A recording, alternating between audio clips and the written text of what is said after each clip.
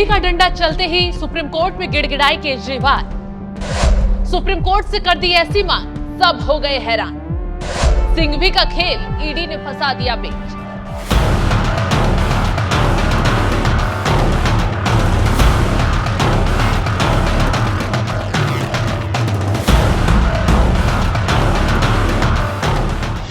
नमस्कार, आप देख रहे हैं एनएमएफ न्यूज में आपके साथ शबनम। राउज एवेन्यू कोर्ट से निकलकर केजरीवाल हाईकोर्ट में बुरी तरह फंस गए हैं। ऐसे फंसे कि आम आदमी पार्टी में बवाल ही मच गया और छूटते ही केजरीवाल सुप्रीम कोर्ट की चौखट पर गिड़गिड़ाने पहुंचे। दरअसल केजरीवाल को उम्मीद नहीं दिखाई दे रही कि उन्हें हाईकोर्ट से राहत मिल पाएगी, क्योंकि हाईकोर्ट ने केजरीवाल की रिहाई पर स्टे लगाकर दोनों पक्षों की दलील सुनी और ईडी के सबूत देखकर आखिरी फैसला सुरक्षित रख लिया। अभी तक कोर्ट का फैसला नहीं आया है, लेकिन उससे पहले ही केजरीवाल ने सुप्रीम कोर्ट पहुंचकर अपनी मांग रख दी है। दरअसल जमानत पर हाईकोर्ट के स्टे के खिलाफ सुप्रीम कोर्ट पहुंचे केजरीवाल। हाईकोर्ट में याचिका लगाकर जल्द से जल्द सुनवाई की मांग की गई है।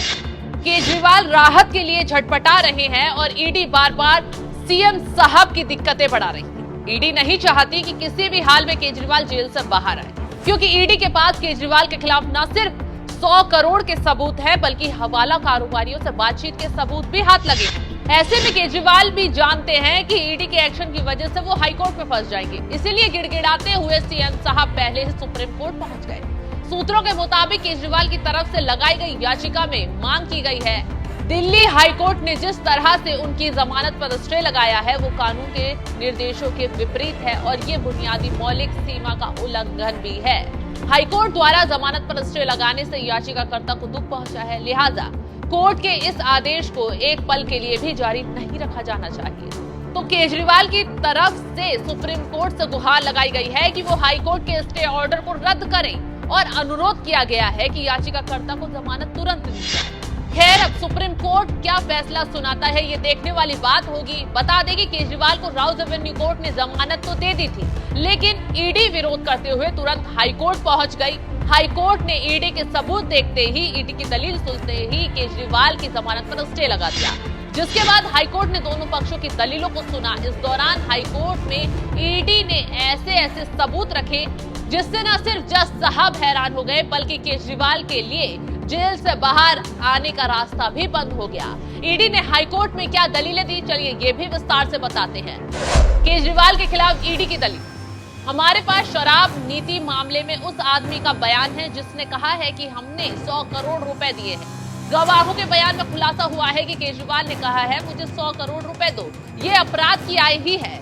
हमने 45 करोड़ का पता लगाया है, हमने दिखाया है कि गोवा चुनाव में पैसों का इस्तेमाल कैसे किया गया। फिर भी ट्रायल कोर्ट कहती है कि ईडी के पास दिखाने के लिए ठोस सबूत नहीं है। हमारा केस ये है कि केजरीवाल 2 मामलों में मनी लॉन्ड्रिंग के दोषी हैं। केजरीवाल परोक्ष रूप से उत्तरदायी हैं, क्योंकि आम आदमी पार्टी मनी लॉन्ड्रिंग के अपराध की दोषी है। आम आदमी पार्टी ने अपराध की कमाई से प्राप्त धन का प्रयोग अपने उम्मीदवारों और उनके कार्यक्रमों के लिए चुनाव प्रचार में किया। आम आदमी पार्टी के मामलों के संचालन के लिए जिम्मेदार प्रत्येक व्यक्ति मनी लॉन्ड्रिंग के अपराध का दोषी होगा। हमारे पास विनोद चौहान और केजरीवाल के बीच मोबाइल चैट है। विनोद चौहान ने ही 100 करोड़ की रिश्वत में से 25 करोड़ सागर पटेल नाम के व्यक्ति को भेजे थे। जमानत के क्रम में गवाहों के बयानों की विश्वसनीयता पर विचार नहीं किया जा सकता है। जांच के महत्वपूर्ण पड़ाव पर केजरीवाल को रिहा करने से जांच पर असर पड़ेगा, क्योंकि केजरीवाल मुख्यमंत्री जैसे अहम पद पर हैं।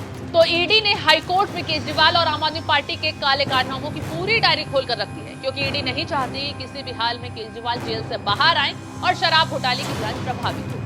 जैसे ही ईडी ने सबूत पेश किए, केजरीवाल के वकील अभिषेक मनु सिंघवी के हाथ पांव फूल गए। पता है कि अब जमानत खारिज होने का रास्ता साफ हो गया है। केजरीवाल का जेल से बाहर आना मुश्किल नहीं, नामुमकिन हो गया है।